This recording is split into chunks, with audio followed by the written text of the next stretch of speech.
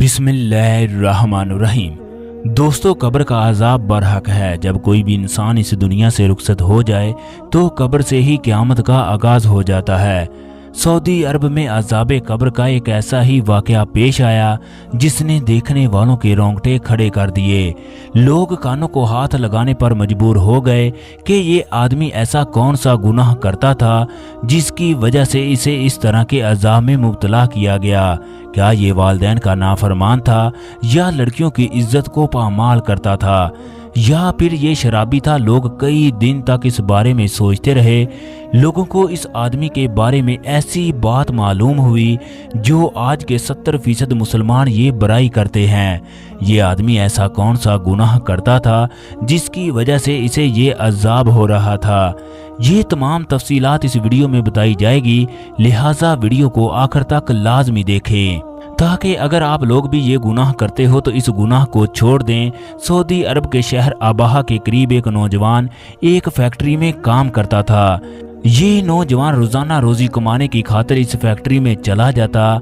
ये नौजवान रोज़ाना पैदल सफ़र करता, किसी भी गाड़ी या सवारी का इंतज़ार ना करता। इस नौजवान का कहना था, यूं पैदल सफ़र करने की वजह से मेरी वर्जिश भी हो जाती है, जिसकी वजह से मैं हमेशा तंदुरुस्त रहता हूं। ये नौजवान फैक्ट्री जाने के लिए रोज़ाना एक पगडंडी का इस्तेमाल करता। इस गाँव के नज़दीक एक बहुत बड़ा कब्रिस्तान भी था, चनाचे ये नौजवान रोज़ाना काम से और आते वक्त अहले कबूर को सलाम कर देता, जबकि कभी कभार वहां पर खड़े होकर तमाम कब्रिस्तान वालों के लिए दुआएं भी कर देता। ये नौजवान पिछले 3 रोज से जब भी इस कब्रिस्तान से गुजरता तो इसके साथ एक अजीबो गरीब वाकया पेश आता। ये नौजवान परेशान हो जाता कि इस मामले की आखिर वजह क्या है, मेरे साथ ही ये मामला क्यों पेश आ रहा है। मैं कई साल से इस जगह से गुजर रहा हूँ मगर आज तक मुझे इस तरह की सूरत हाल का सामना नहीं करना पड़ा। ये पहला वाक़या है जब मेरे साथ इस तरह का मामला पेश आया। इस नौजवान का ये मामूल था कि ये सुबह काम पर जाते वक्त इसी कब्रिस्तान से गुजरता, जबकि शाम को घर आते वक्त इसी वीरान और सुनसान जगह से गुजरता। ये नौजवान पिछले 3 दिन से जब भी कब्रिस्तान के पास से गुजरता तो उसको कब्रिस्तान के अंदर कुत्तों के भौंकने की आवाज़ें आने लगती। ये नौजवान परेशान था कि कब्रिस्तान के अंदर आवारा कुत्ते तो होते हैं मगर वो इस कदर ऊंची आवाज से नहीं भौंकते और ना ही इस जगह इतना शोर मचाते हैं। शाम को कब्रिस्तान का मंजर इस कदर खौफनाक हो जाता है कि रेंगने वाले कीड़े भी खामोशी इख्तियार कर लेते हैं। यही वजह है कि इस शहर को शहर खामोशा भी कहा जाता है। वो नौजवान हैरान और परेशान था कि ये कुत्ते इस कदर जोर जोर से क्यों भौंक रहे हैं। इस नौजवान की परेशानी रोज बरोज बढ़ती जा रही थी। आखिरकार उस नौजवान को 3 दिन गुजर गए। चनाचे अब इस नौजवान ने फैसला कर लिया कि वो अब इस कब्रिस्तान में दाखिल होकर देखेगा आखिर किस जगह पर ये कुत्ते भौंक रहे हैं और कुत्तों के भौंकने की क्या वजह है। चौथे दिन शाम को जब वो कब्रिस्तान से गुजरने लगा तो मामूल के मुताबिक कुत्ते भौंक रहे थे। वो डरते डरते कब्रिस्तान के अंदर दाखिल हुआ। हर तरफ सन्नाटा और दहशत का आलिम था। जिस जगह कुत्ते भौंक रहे थे वो नौजवान उसी जगह की जानब चलने लगा। जब उसने करीब जाकर देखा तो रूह को तड़पा देने वाला मंजर था।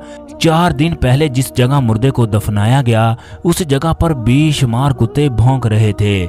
ये कुत्ते इसी कब्र की जानब देखते हुए भौंक रहे थे।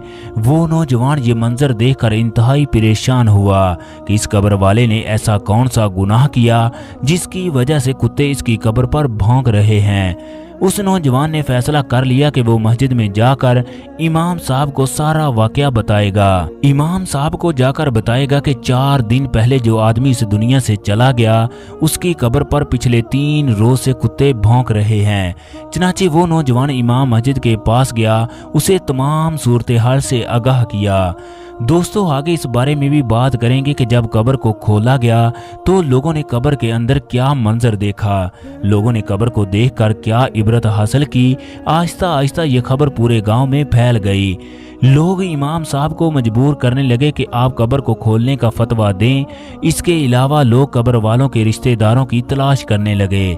चनाचे इमाम मस्जिद समेत गांव के बहुत से लोग मरने वाले के घर पहुंचे। वहां पहुंचकर सारा मामला बयान किया कि पिछले 4 रोज से कब्र पर कुत्तों के भौंकने की आवाजें आ रही हैं।